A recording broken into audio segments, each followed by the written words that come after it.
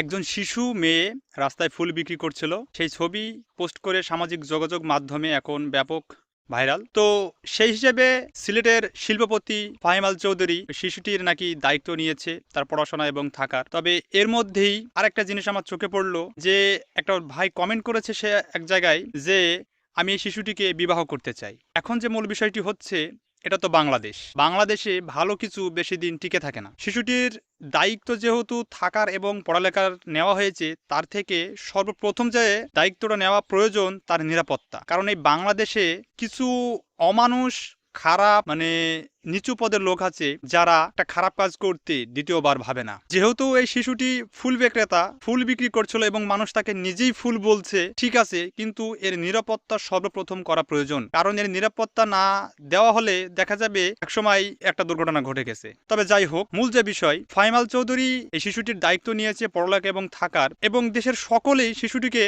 ফুলের সাথে তুলনা করছে যে সে নিজেই তো একটি ফুল। তো এরকম তো আরো কত শিশু আছে যারা দেখতে কিন্তু সুন্দর নয়, কুৎসিত, চেহারা ভালো নয়, তারাও তো ফুল বিক্রি করে। তাহলে তাদের দায়িত্বটা কে নেবে? আমার এখন জাতির কাছে প্রশ্ন। তাদের ছবি ভিডিও তো ভাইরাল হচ্ছে না, তাহলে তারাও তো ফুল বিক্রি করে, তাদেরও তো একটা দায়িত্ব নেওয়ার প্রয়োজন আছে এবং তাদেরও তো এই দেশে সুন্দর, সুষ্ঠু, ভালো খাবার, পোশাক, লেখাপড়া এবং ভালো জায়গায় থাকার একটা অধিকার আছে। এদের দায়িত্বটা কে নেবে? তাহলে এরা কি এই বাংলাদেশে ভালোভাবে খেয়ে পরে বেঁচে থাকবে না? একজন ভালো, দেখতে সুন্দর, তাকে নিয়ে অনেক ভাইরাল সামাজিক যোগাযোগ মাধ্যম, কিন্তু যারা রাস্তায় পড়ে থাকছে, খেতে পাচ্ছে না, রোগে আক্রান্ত হয়ে মারা যাচ্ছে, এই ধরনের শিশুগুলোকে তো দেখার প্রয়োজন আছে। হয়তো ফাহিম আল চৌধুরী একজন শিশুর দায়িত্ব নিয়েছে, কিন্তু এরকম অনেক শিল্পপতি, অনেক নামি দামি ধনী ব্যক্তি আছে, তাদের তো দায়িত্ব নেওয়া প্রয়োজন, যে যারা খারাপ পর্যায়ে আছে তাদের দায়িত্ব। আসলে বাংলাদেশে এমন একটি বিষয় যে ভালো কিছু যদি হয় বা ভালো সুন্দর জিনিসকে সবাই প্রশংসা করে, খারাপকে কখনো কেউ প্রশংসা করে না। একটা বিষয় কি,